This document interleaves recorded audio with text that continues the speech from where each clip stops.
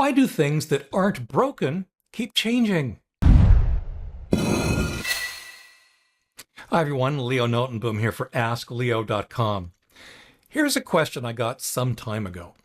You may know that Google, in their wisdom, have changed their Google Mail to a new format. To some, it may be great, but to us old fogies, we are pissed off big time. Why must Google change something that is not broke? Why also don't they give those of us who want to remain on the old format the option to do just that? Do you know why they may have changed? Do you also possibly know if there is a way I could revert back to their old format? Your help would be greatly appreciated. Well, I'm afraid you're not going to like my answer. When this post originally appeared some years ago, Google had just changed the layout of the Gmail interface. I get this question periodically about almost every major online service. Google, Hotmail, Outlook.com, Yahoo, and others all go through periodic major updates, and some set of existing users get quite upset. Almost every site online or software we use goes through periodic changes. When they take on a major update, it's going to upset some of its user base. It's a cost of doing business. And that really is what it all comes down to. Services and the software you use are, foremost, businesses in a highly competitive environment. All right, keeping the old version. You can't. System updates for online services are almost always one way. There's no option typically to keep or revert to the old version. In the few cases where I've seen it, it's always been a temporary measure that eventually goes away completely. Why is actually pretty simple. Maintaining the old version and the new version at the same time is extremely costly, and it adds to the overall complexity of both. Ultimately, it can make them both less reliable than simply focusing on the one new version. Keeping two versions of the same thing running often just makes little sense for a variety of reasons that typically boil down to cost and stability. So no, once an online service changes like this, there's no going back. Gmail is competing with Outlook.com and Yahoo Mail. And all three are competing with a variety of free and paid email services available online. As a result, all the services are continually reviewing new features and functionality to stay current and competitive, or even just one step ahead of their competition. Here's the thing that I think most people find really hard to accept. These services must change. If they did not, if they simply picked a user interface and a feature set and stuck with it forever, they would eventually lose their market as other systems continue to improve. The other systems would bypass them to become quote unquote better with new features and functionality. That's death for any business. And make no mistake about it, the services that you use, even though it might be totally free to you, they're businesses.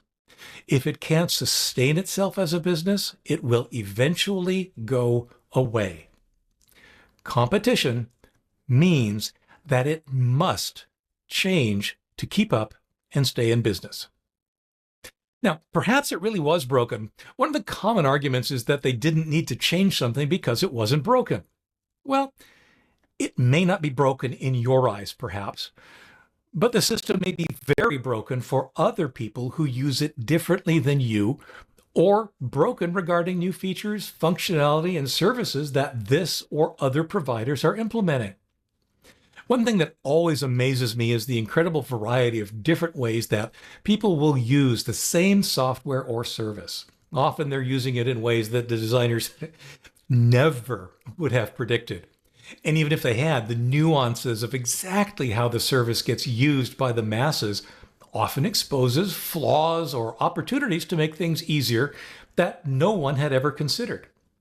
There may be things that perhaps you never run into, but others struggle with every day. Things, then, that the designers may decide they must fix, because it is broken. One of the comments I get that usually accompanies this kind of complaint is that everyone hates it. No, just no. Everyone does not hate it. The people making the most noise are almost certainly the people that do hate it, but the people that like it or accept it and move on are quietly going on about their business without notice. Sure, you'll see people in the support groups and forums and comment sections complaining and complaining about the change, perhaps even a lot of them. But why would the people that like it even show up? The result is that forums look like the world is one-sided and filled with haters. The 99% that accept or even embrace the change are elsewhere, getting stuff done. Don't let the echo chamber fool you into thinking your opinion is in the majority. It might be. I'm not saying it's not, but it's more likely that it's nowhere close. Now, I'm going to admit, everything I've just said relating to why in particular is mostly conjecture and rationalization on my part. It's based on my own years of experience in both business and in technology. It makes sense to me, and I believe that it's at least a conjecture in the right direction. But I could be wrong. For all I know, perhaps there really is an evil plot to see who can annoy the most people. Seems like an unlikely business model to me, but I know there are people that believe that's exactly what's happening. You know what? It really doesn't matter why. Change is coming whether we like it or not. It's a fundamental part of the growth of technology and society. Services like Gmail, Outlook.com, formerly Hotmail, Yahoo, and others are going to change every so often for whatever reason. It's not going to stop. So you and I are left with a choice. We can spend a lot of energy to resist it, get annoyed with it, and complain about it, or we can gracefully, if perhaps begrudgingly, accept it, either as a simple inevitability or even something to look forward to. Me, I take the second option. Statements of the form, I'm too something, fill in the blank, for whatever, aren't valid excuses for most people. These are things people hide behind. Some, yes, of course, but for the vast majority, it's just that, an excuse and nothing more. I'm certainly not saying that I'll simply accept whatever the services feed me. If I don't like what they've done to a sufficient degree, I have other options. I can change services. Don't like what Google Mail is doing?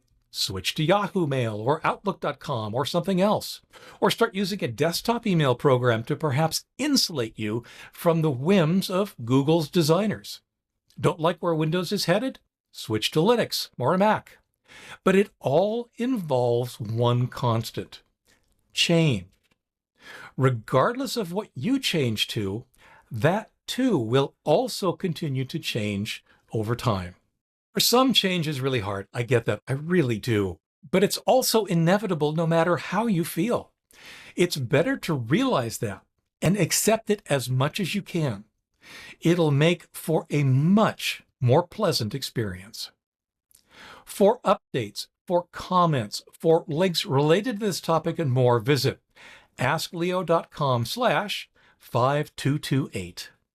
I'm Leo Notenboom, and this is askleo.com. Thanks for watching.